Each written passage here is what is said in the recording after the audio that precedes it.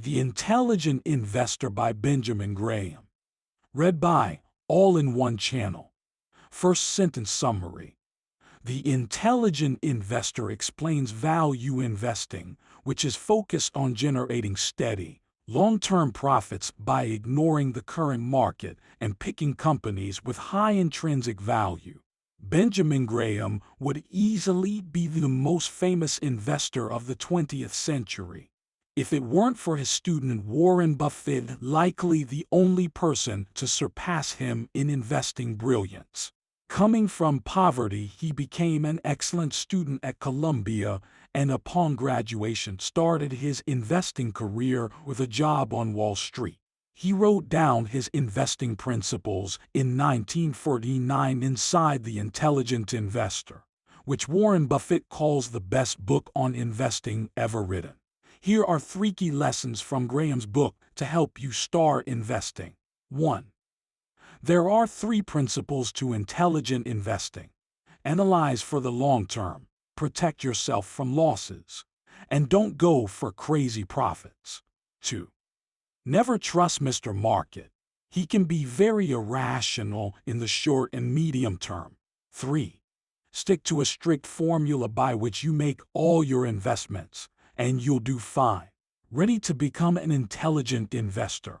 Let's get going. Lesson 1. There are 3 principles to becoming an intelligent investor. Often also called value investing, intelligent investing, according to Benjamin Graham, rests on 3 principles. 1.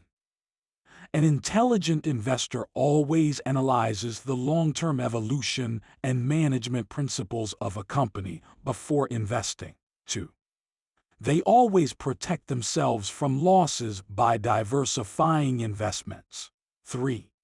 Intelligent investors never look for crazy profits, but focus on safe and steady returns. A famous quote by Warren Buffett is about his 2 rules for investing. Rule no. 1. Never lose money. Rule no. 2. Never forget rule no. 1. That's exactly what intelligent investing is. Nobody can predict the next Facebook, but everyone can protect themselves against losses. By doing a thorough analysis, intelligent investors find stocks with a gap between their current price and the intrinsic value the company holds and will eventually unlock. This is based on the evidence collected from looking at the company's history and their management values. The intelligent investor invests in a few of those companies in order to not lose everything when things go wrong, and then sits back, being perfectly happy with collecting 10%, 12%, or even 15% a year in returns. Oh, and she does one other thing. Lesson 2. Never trust Mr. Market. Graham's most famous analogy is the one of Mr. Market, where he pictures the entire stock market as a single person. You imagine Mr. Market showing up on your doorstep every day, quoting you different prices for various stocks. What would you do?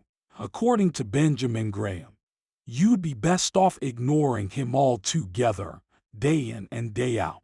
Sometimes the prices he'd tell you would seem suspiciously cheap, sometimes astronomically high. That's because Mr. Market is not very clever, totally unpredictable, and suffers from serious mood swings.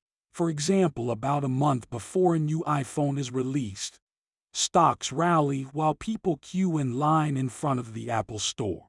When the new phone is not exactly as expected, stocks can plummet the very next day. As humans, we're so good at recognizing patterns that we're trying to find them even where none exist.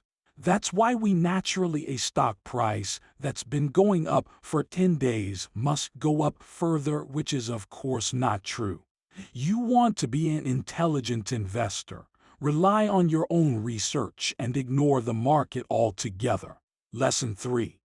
Always stick to a strict formula and you'll do fine. Lastly, to further remove you from the emotional stress of investing with the market, you should always stick to a strict formula when investing. Graham calls it formula investing, but it's more widely known as dollar cost averaging.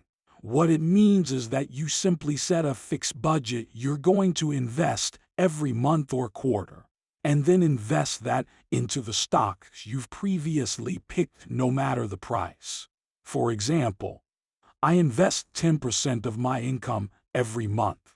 That money goes to my investment account on autopilot, and then I invest it in the stocks I already own. This is somewhat emotionally demanding because it requires you to invest the same amount again and again, no more when stocks are cheaper, no less when stocks are expensive. But once you get over it, it's a great way to protect yourself against losses, which could happen if you invest a big sum right before a crash.